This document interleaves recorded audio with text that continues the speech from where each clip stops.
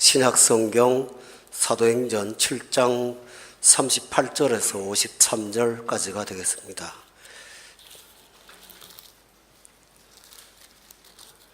사도행전 7장은 스데반 집사님의 설교에 대한 전문이 되겠습니다.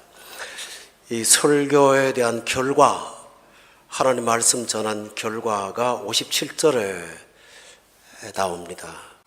그들이 큰 소리를 지르며 길을 막고 일제히 그에게 달려들어 59절에 보면 돌로 스데반을 쳐서 봄 60절에 보니까 이 말을 하고 잤다고 되어 있습니다. 설교의 결과가 영혼을 구원한 것이 아니고 돌로 맞아 쳐 죽는 분풀이의 마감으로 끝났습니다. 오늘 여러분이 이 말씀을 듣고 동일한 감정에 쌓이지 않기를 주의 이름으로 부탁드립니다. 왜냐하면 오늘 이 말씀은 평범한 사람들 속에 있는 불신을 드러내고 그 헛됨을 드러내면서 복음을 전하는 굉장히 중요한 내용이기 때문입니다. 오늘 본문에서 나오는 이 스데반의 불신에 대한 지적은 굉장히 깊고 면밀합니다. 첫째로는 불신이 어떤 특정한 소수의 문제가 아니고 인류 전체의 역사의 전 과정임을 말하고 있습니다. 7장의 2절을 함께 보시면 이 스데반은 아브라함부터 설교를 시작을 해서 7장 52절에 보면 이제 너희는까지라고 말하면서 그 아브라함과 이제 너희는이라는 그 간격이 구약 성경 수천 년과 신약의 초지이니까 거의 한 3,000년 역사, 그동안의 전 역사를 다 말한 설교입니다. 굉장히 범위가 큰 하나님 말씀을 전했는데 51절에 그 역사의 하나가, 그 역사가 뭐냐면 너희 조상과 같이 항상 성령을 거스르는 도다라고 되어 있습니다. 불신은 어느 특정 사람, 특정 국가, 특정 민족, 그 다음에 특정 시대 문제가 아니고 이 세상 역사의 전 역사가 불신의 역사라고 스데반이 언급을 했습니다. 그 스데반의 개인적인 견해가 아니고 구약 성경에 나오는 전체적인 내용을 함축했을 때 그러하다는 것이 스데반의 소개입니다. 여러분, 소수가 잘못하면 잘못으로 드러납니다. 다수가 잘못하면 잘못이 아니고 구조가 됩니다. 다수가 잘못하는 것을 정당화시킬 뿐만 아니라 좋아하기 시작하면 정치가 되고 사회가 되고 문화가 되고 예술이 됩니다. 사상이 되고 하다못해 건축의 디자인도 그 속에 포함이 됩니다. 똑바로 세워도 될 것을 갖다가 꽈배기처럼 베베 꼬면서까지 많은 돈 들여서 왜 건축을 할까요? 실용성보다는 사람을 홀리는 어떤 외관 속에 있다면 그것은 바로 불신에서 비롯된 사상들이 표현된 것입니다. 문제는 이렇게 사회 전반, 삶의 전 영역에 불신이 들어가서 그것이 기초가 되기 시작하면 사람들은 불신을 불신으로 알지 못한다는 것입니다. 거꾸로 반대로 진리가 문제가 되고 불신이 정상적인 것이 되고 맙니다. 우리는 지금 이런 시대에 살고 있습니다. 그래서 불신에 대해서도 굉장히 무감각한 것이 오늘 현대사회의 특징입니다. 청교도의 설교를 읽어봤는데 그 중에 어떤 내용 중에 굉장히 두려운 내용이 하나 있었습니다. 사람은 자기 몸의 반응에 대해서 굉장히 민감하다. 손톱 하나를 찔려도 굉장히 아프다. 또 사람은 자기 감정에 대해서 굉장히 민감하다. 조금 속상한 일이나 자아가 좀 손상을 입는 일이 있다 했을 때는 사람은 견디지를 못한다. 그러나 하나님을 두렵게 한 범죄를 하고 사람들은 아무 의식이 없다. 이것은 무엇을 가리킬까? 영적인 둔감을 가리킨다. 오늘 현대사회 사람들은 이웃과의 그 관계가 불편한 것은 걱정하지만 이 문제를 두고 하나님이 질타하시는 문제에 대해서는 아무런 생각을 하지 않는다면 이것이 바로 뭘까요? 불신이 보편화되고 범세계적인 것이 되어서 우리는 그 속에서 불신이 불신인지도 모르고 살아가고 있다는 것입니다. 여러분, 성경은 말합니다. 근신하라, 깨어라. 깨어있지 않으면 그 속에 들어갈 수밖에 없다는 것이 스데반의 지적이고, 스데반이 이렇게 말한 것은 여러분이 그 수천 년 동안의 불신 속에 살아왔기 때문에 당신들이 예수 그리스도를 거역한다는 사실조차도 모르고 있다고 하는 것을 지적한 것입니다. 혹시 여러분은 그 무감각에 빠지지 않았는지요? 마태복음 25장에 보면 예수님께서는 노아의 시대의 문제를 일컬어서 도둑질하고 살인했다고 하지 않습니다. 뭐라고 하는지 아세요? 먹고 마시고 시집가고 장가들고, 그러나 다 망할 때까지 깨닫지 못하고 일상생활 속에서 그들은 무감각과 둔감 속에서 마침내 홍수의 심판으로 모조리 다 죽고 말았습니다. 그렇다면 우리와 여러분이 할 일이 뭘까요? 항상 깨어 있어서 살아있는 여러분이 되시기를 주의 이름으로 축원합니다. 부자가 하늘나라에 들어가는 것은 낙타가 바늘기에 들어가는 것보다 더 어렵다고 말한 까닭이 뭘까요? 돈이 영혼을 둔감하게 만들어요. 여러분이 어떤 일에 사안에 빠져 중독이 되면 중독이 여러분의 영혼을 둔감하게 돼서요, 내세에 대한 소망과 기대가 사라져버려요. 그래서 이런 시대에서 여러분과 저는 의도적으로 깨려고 노력하지 않으면 흘러갈 수밖에 없다는 사실을 기억하며 항상 근신하여 살아야 될 것을 말씀하고 있습니다. 두 번째로, 스데반의 설교의 특징은 불신은 믿는 자 안에 더 많이 있다고 하는 것입니다.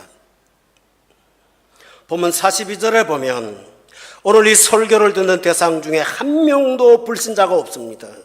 이 설교를 듣는 대상엔 대제사장도 있고 서기관도 있고 백성의 장로들도 있고 예수님을 재판했던 산헤드린 공회당의 71명의 사람들이 여기 다 모여 있습니다. 그들은 율법을 쓰는 사람이요, 종교를 가리키는 사람이요, 신앙의 지도자들이요, 율법의 선생들입니다. 그런데 이들을 놓고 스데반은 불신이라고 얘기를 하고 있는 것입니다. 42절에 보면 이 설교의 대상을 이스라엘의 집이라고 말했고, 37절에 보면 그 대상을 이스라엘 자손이라고 말했습니다. 여러분, 불신은 교회 밖에 물론 많이 있습니다. 그렇지만 실제로는 교회 안에 많습니다. 누가복음 15장에 보면 잃은 것에 대한 세 가지 비유가 나오는데, 첫 번째 비유는 양이 잃은 것이었습니다. 그거는 들판에서 잃어버렸습니다. 그런데 두 번째 비유는 동전을 잃은 것을 비유합니다. 근데 그 동전을 어디서 잃어버렸는지 아세요? 집 안에서 잃어버렸습니다. 그 집 안은 공동체 안, 신앙 안, 교회 안을 일컫는 것입니다. 그 안에 잃어버린 자가 있습니다. 그런데 사람들은 소속과 공간의 개념을 따라서 나는 이 공간 안에 있으니까 구원받은 사람이라고 스스로 오인하고 있습니다. 요한복음이 이렇게 말하죠. 자기 땅에 오매 자기 백성이 영접하지 않았다. 남의 땅에 오매 남의 백성이 영접하지 않은 것이 아니라 자기 땅에 왔는데 자기 백성이 영접하지 않은 것입니다. 오늘날 교회가 부패해서 사람들은 교회를 비난하고 기독교인들을 비난하고 교인들을 비난합니다. 그러나 정확하게 말하면 그 비난받는 대상은 교회 안에 구원받은 자가 아니라 교회 안에 불신자들의 문제입니다. 여러분, 낙담하지 마십시오. 기독교가 부패한 것이 아니고요, 기독교 안에 있는 불신의 문제가 드러나는 것입니다. 사람들은 착각하고 있어요. 그러므로 우리는 소속이나 영역을 통해서 구원을 확신해서는 안 됩니다. 과연 나는 나의 구원자이신 예수 그리스도와의 참된 관계 속에서 살아가는가? 나는 공간 안에 있지 않고 예수 그리스도 안에 있는 사람인가? 여러분 자신을 되뇌어 물어보시기를 주의 이름으로 축원합니다. 예수님의 산상수훈 중에 굉장히 중요한 단어가 있습니다. 나더러 주여 주여 하는 자마다 천국에 들어갈 것이 아니고, 여러분 주여도 한 번 부르는 게 아니라 주여 주여 두 번 부르는 사람들은 굉장히 열성적 신자입니다. 주의 이름으로 선지자 노릇도 했고 귀신도 쫓아냈습니다. 그때 예수님이 이런 말합니다. 나는 너희를 도무지 몰라.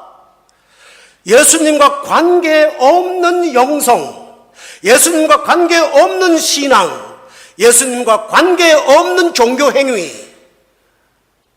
그들은 스스로가 구원받았다고 말하지만 실제로는 교회 안에 불신자라는 사실입니다. 여러분, 이스라엘 사람들은 아브라함의 혈통을 따라났다는 것이 구원의 자격으로 여겨졌습니다. 그러나 예수님은 이 돌 가지고도 아브라함의 후손이 되게 할 수 있다고 말씀하시므로 피와 혈의 문제가 아니라는 사실을 가르쳐 주었다면, 신앙의 연륜, 직분자의 자녀들, 모태신앙인들, 이런 것들이 여러분에게 구원이 보장되지 않는다는 사실을 기억하시기를 바랍니다. 왜 유아 세례를 받은 사람이 16세가 되어서 입교 문답을 공회 앞에서 할까요? 그것은 유아 세례는 부모의 신앙을 의탁해서 준 것이지만 공인이 되었을 때 개인으로 예수 그리스도를 따로 영접해야 되기 때문이 아니겠습니까? 그래서 우리 아버지도 하나님을 아버지라 부른다면 나도 하나님이 아버지가 아닙니까? 여러분은 하나님이 아버지이신가를 한번 물어보기를 바랍니다. 세 번째로, 스데반의 설교에서 불신의 특징은 스스로가 속이는 것입니다. 본문 41절에 보면 그들이 송아지를 만들어서 우상 앞에 제사했습니다. 하나님을 안 섬기고 다른 신을 섬기겠다고 한 게 아니고요, 이게 성경이 말하는 하나님이야 라고 했습니다. 여기 문제가 있습니다.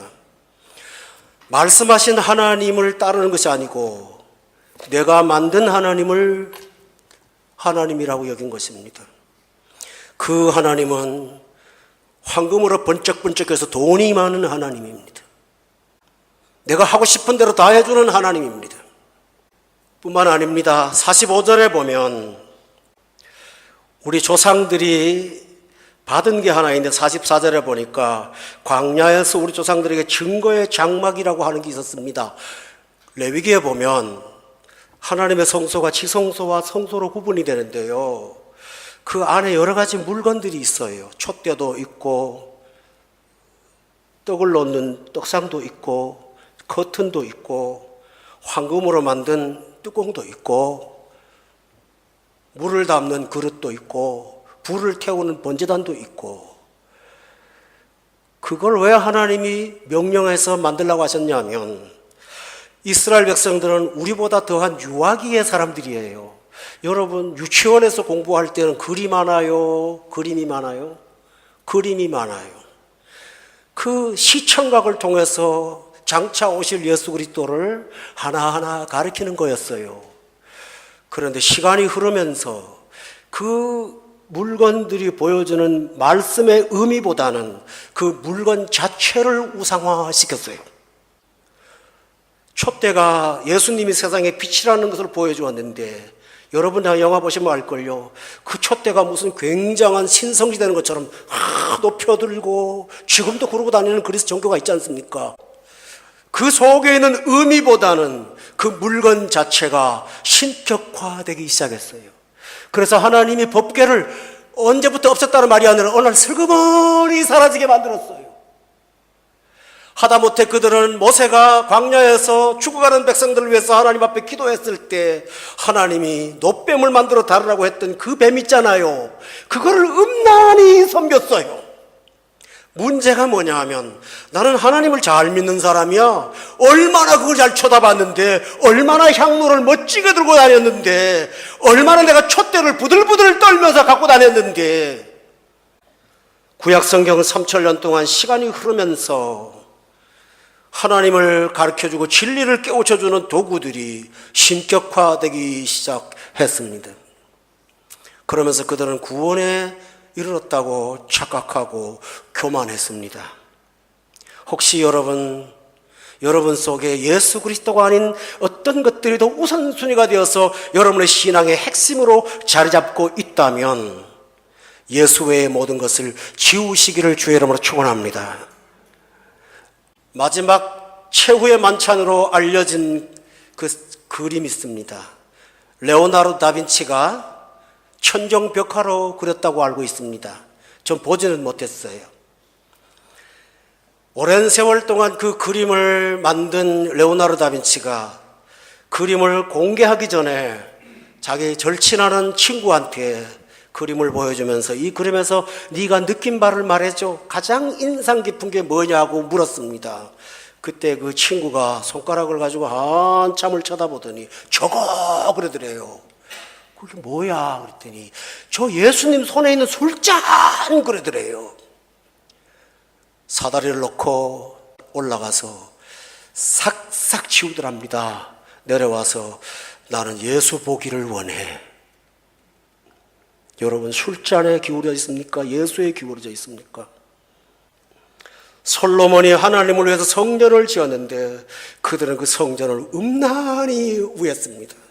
그래서 하나님이 나는 그 집에 사는 게 아니야. 돌 하나도 없을 수가 있어. 여러분 스데반이 첫 번째 최초 고발당한 죄목이 뭔지 아세요? 성전 파괴죄입니다. 모독죄입니다. 솔로몬이 지은 성전을 저 사람이 파괴한다 하더라. 성전을 모독한 것을 신성모독죄와 동일시했습니다.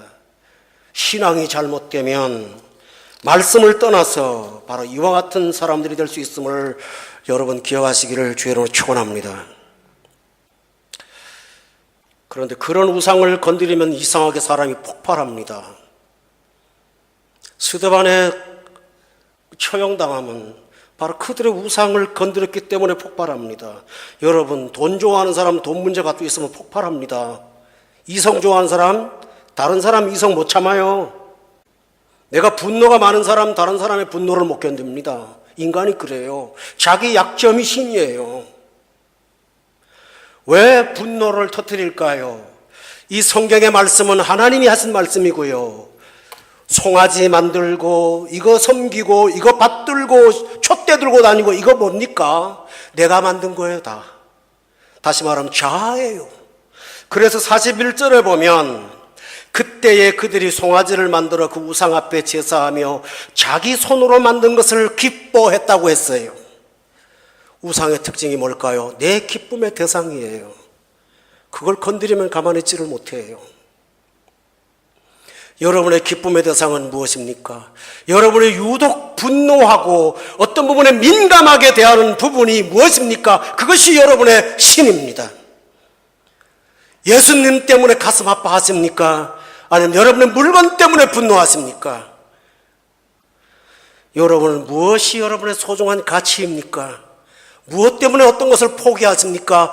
무엇 때문에 어떤 것을 더 얻으려고 하십니까? 오늘 이 스데반의 설교를 듣고 여러분의 기쁨의 대상이 예수님이신지 다른 사람이신지를 점검하시기를 주의 이름으로 축원합니다.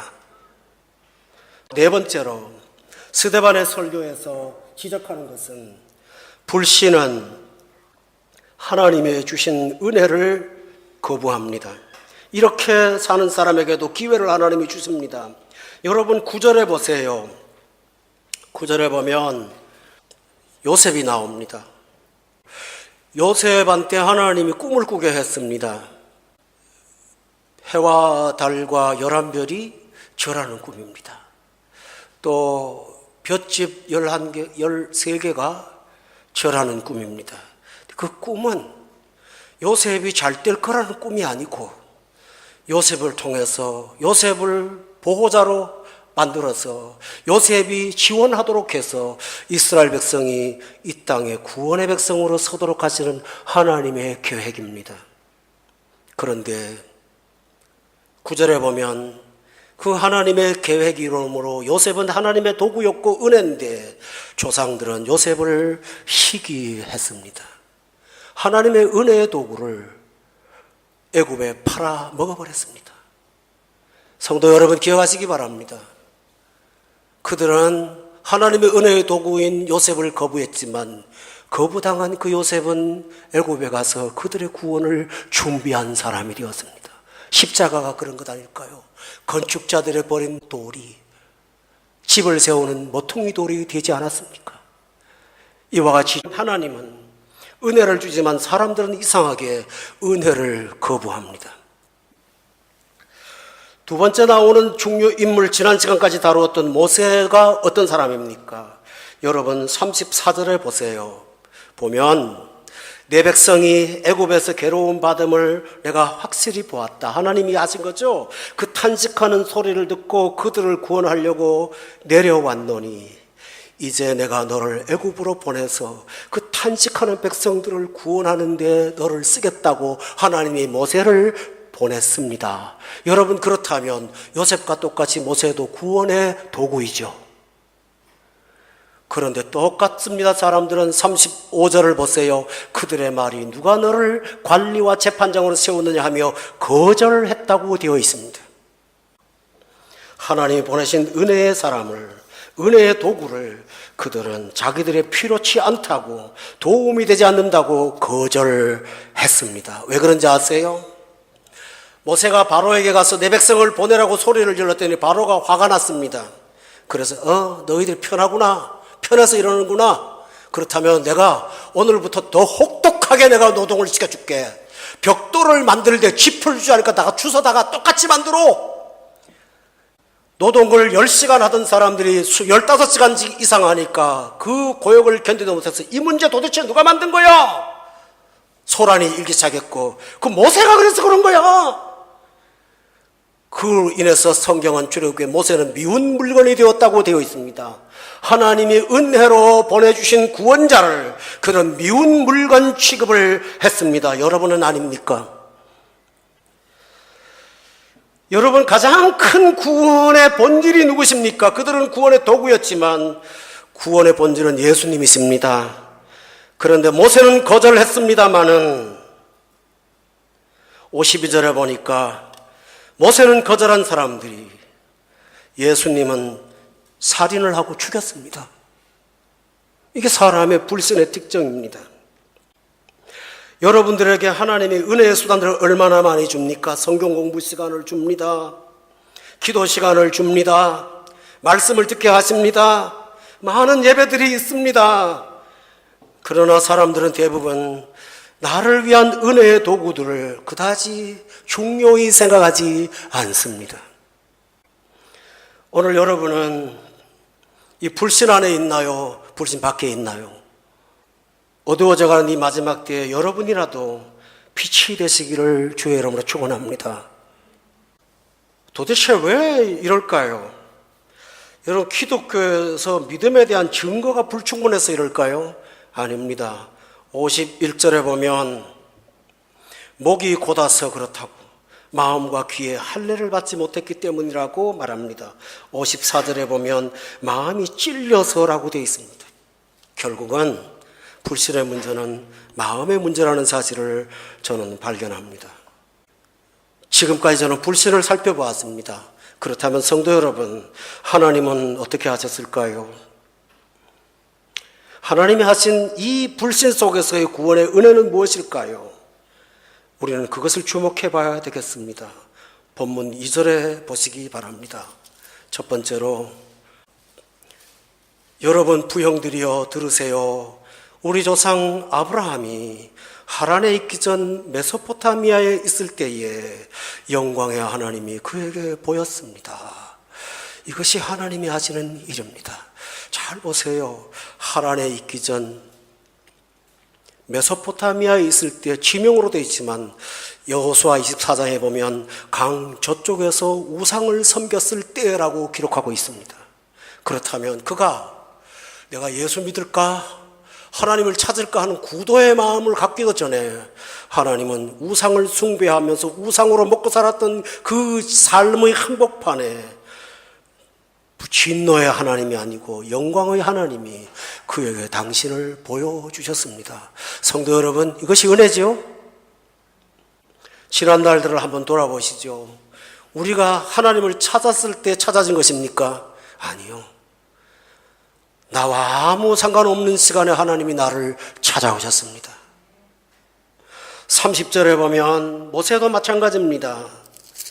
30절에 40년이 참에 천사가 시내산 광야 가시나무 떨기 불꽃 가운데서 그에게 보였습니다. 그 보이신 분이 누굽니까? 32절에 보니까 하나님이십니다. 나는 내 조상의 하나님이야 라고 말씀하시면서 찾아왔습니다. 성도 여러분, 지난 시간 여러분 말씀 들으셨죠? 40년이 찼다고 그랬잖아요. 인간적인 형편을 볼 땐 찼습니까? 아니요. 왕자에서 떨려졌죠. 부잣집에서 가난한 사람 됐죠. 사람 호령하던 사람이 양치고 있죠. 이방 땅에 가서 남의 집 대릴사회 하고 있죠. 40년이 비매입니다. 참회가 아닙니다. 그러나 하나님은 찾다고 말씀하시면서 그 영혼을 찾아오셔서 그를 구원하셨습니다. 우리도 똑같이 불신 속에 있었는데 하나님이 우리를 찾아오셔서 오늘 이 자리에 앉게 하심을 저는 찬양합니다. 이것이 은혜입니다. 성경은 항상 그렇습니다. 아담이 범죄하고 동산에 나무에 숨었을 때 하나님이 먼저 찾아와서 아담아 너 어디 있냐 하고 물으셨습니다. 베드로가 예수님을 맹세까지 하면서 저주까지 하면서 부인했습니다. 그리고 예수님이 부르기 전에 삶이었던 갈릴리의 어부로 되돌아갔습니다. 그런데 공교롭게도 되돌아간 그날 옛날에 예수님 만났던 그날처럼 고기 한 마리도 못 잡았습니다. 환경으로 하나님이 베드로한테 생각나게 하신 것입니다. 그 새벽에 그 바다에 똑같이 예수님이 왔습니다. 고기 잡았냐고 묻습니다. 없다고 그럽니다. 또 잡게 했습니다.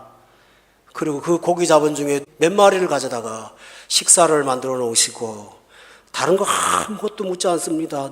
뭐라고 했죠? 요한의 아들 시몬아 너 나 사랑하니? 찾아오신 것이죠. 찾아오신 것입니다. 바울 사도가 다메섹에서 예수 믿는 사람들을 잡아 죽이려고 위협과 살기가 등등해서 걸어가고 있는 경호의 시간에 한낮의 태양보다 더 밝은 태양이 그의 눈을 멀게 하면서 하나님이 그를 찾아오셨습니다. 회개도 하지 않고 아직 예수님도 영접하지 않은 사람에게 아나니아에게 하나님 뭐라 하는지 아세요? 예수님이 이 사람은 나를 위해서 임금들과 관원들과 정부의 관리들에게 복음을 전할 나의 그릇이라고 말씀하시면서 하나님이 그의 미래를 찬란하게 열어주고 있습니다. 이것이 하나님의 은혜입니다. 불신에서 고치고 돌아온 것이 아니라 하나님이 찾았을 때 만난 것입니다. 그러므로 성도 여러분, 우리가 할 일은 뭘까요? 찾아오시는 하나님, 날마다 찾으시는 그 하나님을 여러분이 만나시고 영접하시기를 주의 이름으로 축원합니다. 받으시는 겁니다. 영접이 뭘까요? 오신 분 열어드리는 거 아니겠어요? 그게 좋은 신앙입니다. 두 번째로 하나님의 은혜는 사람을 보내는 것입니다. 본문 14절 7장에 보면 그런 말씀이 있어요. 요셉이 사람을 보내서 그의 아버지 야곱과 친족 75사람을 청하였다고 되어 있습니다. 요셉이 하나님을 대리해서 사람들을 보내. 또 35절에 보세요. 거기 보면 하나님이 관리와 속량하는 자로 사람을 보냈습니다. 성도 여러분, 이 법정에는 누구를 보냈습니까? 스데반을 하나님이 보냈습니다. 하나님은 자기 스스로 회개하고 돌아올 수 있는 사람들을 그냥 두지 않고 당신의 종들을 계속 보내셔서 그 종들을 통해서 예수님을 믿고 구원받도록 인도하여 주십니다. 어떤 분이 초신자라서 그러신 것 같아요. 목사님 우리 교회 놔두고 왜 다른 교회 가서 설교하고 그러세요? 맞죠? 제가 소속이었긴데. 근데 그보다 우선순위가 하나 있거든요. 보내시는 하나님이 계시거든요. 보내시는 하나님이. 제가 드리는 말씀은 하나님이 보내십니다, 사람을. 여러분의 영혼을 위해서 보내십니다. 할렐루야. 제가 은혜 받고 거듭난 것은 저한테 보내신 한 분이 계셨습니다. 김오영 목사님이라고 하시는 분인데요. 이분이 전도사님 때 제가 빠뜨린 사람 건져주셨습니다. 그리고 그날 오후에 그분이 설교하셨습니다. 그 설교 듣고 거듭났습니다. 하나님이 그분을 저한테 뭐 했죠? 보냈다고요. 이렇게 하나님은 하나님의 구원을 위해서 각 사람과 환경을 보내서 믿게 하시고 구원에 이르게 하심을 믿으시기를 주의 이름으로 축원합니다. 하나님은 여러분을 찾으려고 말씀을 보내시고 사람을 보내고 환경을 보내십니다. 할렐루야. 보냈을 때 하나님이 주신 기회로 믿고 받으시기를 주의 이름으로 축원합니다. 모세를 받지 않았던 사람들처럼 하지 마시고요. 세 번째로 하나님은 우리 구원을 위해서 정말 말도 안 되는 우리를 위해서 하나님은 희생하십니다. 여러분 요셉을 보냈습니다만 요셉이 잘 됐습니까? 아닙니다. 수십 년 이루 말할 수 없는 고생했죠. 다른 못된 형들을 변화시키려고 하나님이 요셉을 희생한 것입니다. 모세 아닙니까 여러분? 그 잘나가던 사람 하나님이 거꾸로 들여서 광야 40년 동안 설교하고 기적행하고 날마다 능력을 행해놓고도 항상 돌지고 죽이려고 하고